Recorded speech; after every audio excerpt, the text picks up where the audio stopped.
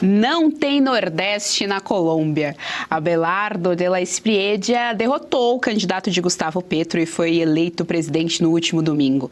O eleitorado conservador vestiu a camisa da seleção de futebol e tomou as ruas de diversas cidades do país, sobretudo a capital Bogotá, para celebrar a vitória do Tigrão. Líderes e figuras importantes da direita no continente manifestaram apoio ao novo presidente da Colômbia. Com discurso de perdedor, Petro contesta o resultado das urnas e acusa software israelense de fraudar as eleições. Assunto para o nosso correspondente internacional, Ivan Kleber. Vale destacar que a esquerda acumula 7 derrotas seguidas nos pleitos da América Latina. Será que tem alguma coisa a ver com a US8? Vamos descobrir agora com o Ivan Kleber, que já está aqui no telão conosco, vai trazer aqui mais informações para a nossa audiência. Ivan Kleber, nós estávamos já ouvindo o Tigrão chegando, ele finalmente chegou. Boa tarde, seja bem-vindo.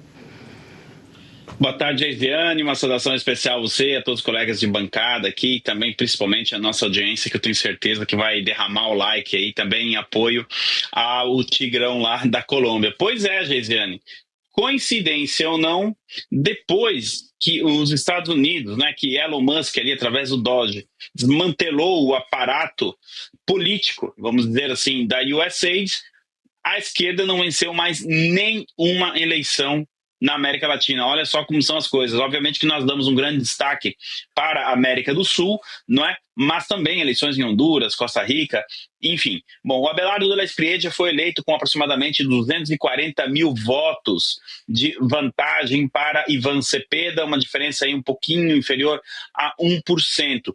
Ela foi menor do que as previsões apontavam dias antes da eleição. Começam sim, Geisiane, chegar várias denúncias nesse pleito eleitoral, inclusive de coerção e de pressão em zonas controladas pelo narcoterrorismo na Colômbia, para que os eleitores votassem no candidato de esquerda, o Iván Cepeda. Obviamente que essas denúncias precisam ser devidamente investigadas. O de la Espriella foi eleito, Geisiane, como um verdadeiro outsider, alguém de fora da política na Colômbia. Eu, inclusive, tive a oportunidade de conversar com alguns colombianos ontem aqui no local de votação deles, e muitos me diziam justamente isso, que a velha centro-direita colombiana já não representava mais uma parcela importante dos eleitores na Colômbia, as demandas, a questão da segurança pública, e que eles não viam tanta diferença entre a esquerda e a direita nesse contexto. Mas o Abelardo de la Espriella trouxe sim uma esperança de mudança para o país, principalmente no quesito combate à corrupção e também melhoras na economia, assunto que também deve dominar a política brasileira no segundo semestre. Então, o Abelardo de la Espriella, com pautas conservadoras, falando em defesa da vida, família, enfim, ele vence essas eleições. Agora, como você bem disse, o Gustavo Petro, atual presidente, não está muito contente com o resultado.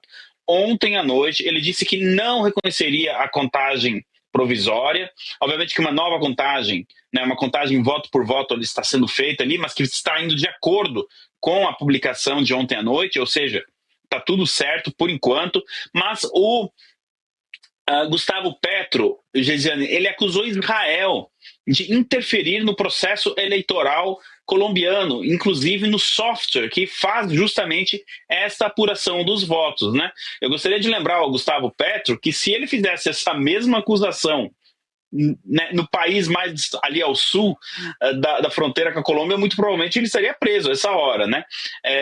Ele disse que vai entregar às autoridades colombianas as evidências de que ele viu irregularidade, mas até agora ele não entregou nada. O Iván Cepeda, candidato derrotado, ele disse que reconhecia a apuração de ontem, mas que visaria impugnar aí 33 mil urnas, ou seja, o Iván Cepeda pretende entrar na justiça contra o resultado publicado ontem. Estaremos acompanhando, e é nesse momento que entra um assunto extremamente importante que diz respeito, inclusive, ao Brasil.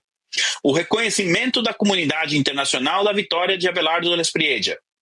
O secretário de Estado americano Marco Rubio telefonou ontem para o Abelardo Espriella, dando os parabéns à vitória. Aqui ele diz na publicação que a nossa direção gentilmente coloca na tela, aspas, acabei de falar com o presidente eleito da Colômbia, Abelardo Espriella, para parabenizá-lo por sua vitória eleitoral. O governo Trump espera trabalhar em estreita colaboração com seu futuro governo para... E aí eu não consigo ler o restante, peço desculpas, mas de qualquer maneira, agora sim, o governo Trump espera trabalhar em estreita colaboração com o seu futuro governo para promover a cooperação em segurança regional. E segurança regional, acabar com a imigração ilegal para os Estados Unidos e fortalecer nossos laços econômicos. Então foi muito importante o Marco Rubio já demarcar esse território. Aqui na Europa, a Giorgia Meloni, também primeira-ministra da Itália, parabenizou o Abelardo della Espriella. E na América Latina, o primeiro deles foi o Javier Milei, que até brincou, né, o leão e o tigre agora juntos na América do Sul. Agora, Gesiane, sabe quem ainda não deu as caras e ainda não se pronunciou a respeito? Foi o Lula. O presidente do maior país da América Latina, até o momento, não reconheceu a vitória de Abelardo della Espriella. O que ele está esperando?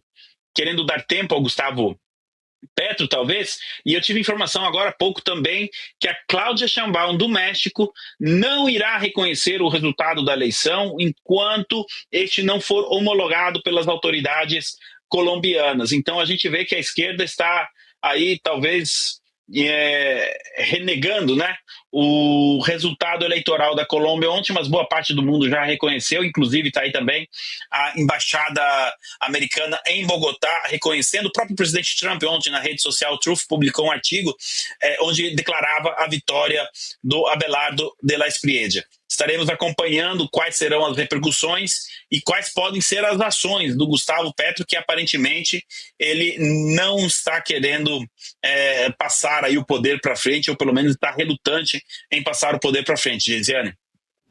Vale ressaltar ainda para nossa audiência que no período eleitoral ali da Venezuela, quando o ditador Maduro ainda estava lá, o PT reconheceu as eleições, o Lula, o próprio site oficial do PT, foi ali o PT nacional mesmo reconhecendo, parabenizando a vitória, claro aqui entre aspas, a vitória de Nicolás Maduro. Então é esse o nosso governo. O nosso chanceler também foi para lá acompanhar, não Mauro Vieira, o Celso Amorim foi para lá, para a Venezuela, acompanhar todo o processo também. Então estava ali, viu em loco, como se chama na antropologia.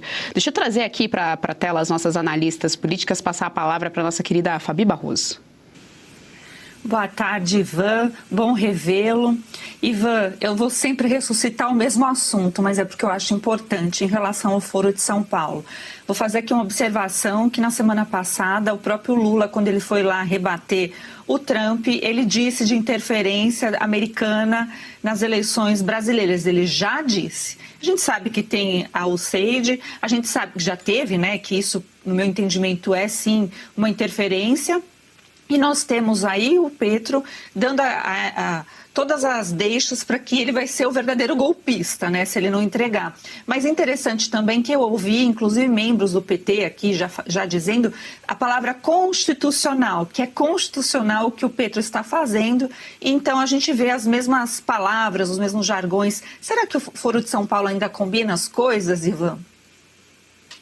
Olá, doutor Fabiano, sempre uma alegria também. Com certeza, essa estratégia do Lula, da Cláudia Sheinbaum, de não reconhecer o resultado, isso muito provavelmente foi combinado. E eles encontram eco aqui na Europa também. Eu dei uma vasculhada e não encontrei, por exemplo, uma declaração do presidente francês Emmanuel Macron a respeito da vitória do Abelardo della Espriella. Agora, o Lula vir falar em interferência quase soa cômico, né? Nós sabemos, tivemos matéria, inclusive, no jornal Financial Times, que está longe de ser uma publicação de direita, apontando, né, o interesse do governo Biden nas eleições brasileiras de 2022. Agora, um detalhe importante que a gente precisa trazer aqui para a nossa audiência, doutora Fabiana. Eu acompanhei as eleições de 2022 que deram a vitória ao Gustavo Petro. Não aconteceu absolutamente nada de diferente daquele pleito eleitoral. Ali, então, estava valendo. Aí, então, não era tão constitucional assim. Por que o Gustavo Petro já não reconhece o resultado, como foi feito com ele? Quando ele venceu as eleições, doutora Fabiana, ninguém ficou questionando, ninguém ficou abrindo nenhum tipo de suspeitas, né? Sem entregar provas, enfim, ele foi reconhecido pela comunidade internacional e governou e entrega o poder agora no dia 7 de agosto. O Gustavo Petro já flertou com a tentativa, inclusive, de mudar a Constituição colombiana, doutora Fabiana, porque ela diz que o presidente só pode ficar um mandato, não tem reeleição na Colômbia. E ele tentou ali sondar se poderia mudar isso e ele não conseguiu. Nós estamos vendo aí, ele acaba de cometer, nessa imagem que nós estamos vendo, ele está cometendo um crime eleitoral pelas leis colombianas. Ele não poderia mostrar a cédula para quem ele votou, ele pode declarar o apoio do voto dele, tá aí tudo bem, mas mostrar a cédula da maneira que ele fez, ele cometeu um crime eleitoral e a campanha do Abelardo Espriella disse que vai denunciar isso sim. Então, me parece mais um negacionismo eleitoral aí do Gustavo Petro, né? Ele virou um negacionista eleitoral e do nada simplesmente acusa Israel de ter se infiltrado no software que faz a apuração dos votos, mas até agora ele não apresentou nenhuma prova, nenhuma evidência concreta de que isso tenha acontecido. Geisiane, devolvo para você. Trazer novamente aqui as nossas analistas políticas, Mayara Hani, sua pergunta para o nosso querido Lord Ivan Kleber. Oi, Ivan, um prazer ter você aqui de novo com a gente. Imagina só, né, Israel preocupado com tantos inimigos em volta dele, querendo dizimar eles do mapa do livros de história, ter tempo para se preocupar com as eleições na Colômbia. Mas a pergunta que eu quero trazer aqui para ti é o seguinte: nós estamos vendo uma guinada à direita na América Latina. E eu queria entender um pouco mais sobre o quanto isso impacta o Brasil, né? O isolamento, existe um isolamento dos partidos de esquerda aqui, do PT, do presidente Lula em relação ao que está acontecendo na América Latina, e isso pode influenciar negativamente as nossas eleições aqui para o lado do PT, obviamente, positivamente para o lado da direita. Como é que você enxerga isso? A Mayara também, sempre uma alegria tê-la aqui conosco. Acho que esses mapas que estão passando na tela aí são um indicativo do momento que nós estamos vivendo. Eu não consigo lembrar de um momento tão bom para a direita na América do Sul como esse que nós estamos vivendo agora. Em certa medida, Mayara, o Brasil foi o precursor. O primeiro outsider desta onda de direita na América do Sul chama-se Jair Messias Bolsonaro. Ele foi eleito com uma plataforma conservadora, enfim, enfrentando um establishment que ali existia, não é? E levando o conservadorismo, inclusive, para o debate político lá em 2018.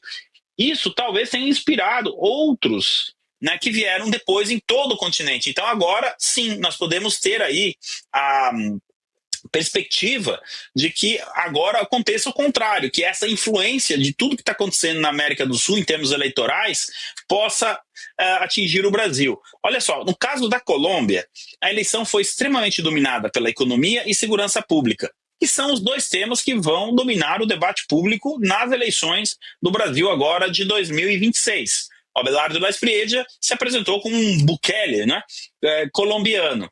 Outro ponto importante: todo esse azul que a gente vê no mapa foi dominado por pautas conservadoras, por pautas importantes para a direita, tanto no campo liberal da economia quanto nos costumes, não é? O Abelardo Espriella, por exemplo, talvez seja o caso mais emblemático de todos, dessa onda azul que está passando pela América do Sul. Agora tem um denominador comum, Mayara: o combate ao narcotráfico. Todos esses candidatos foram apoiados pelo presidente americano Donald Trump, apoio público, obviamente, né?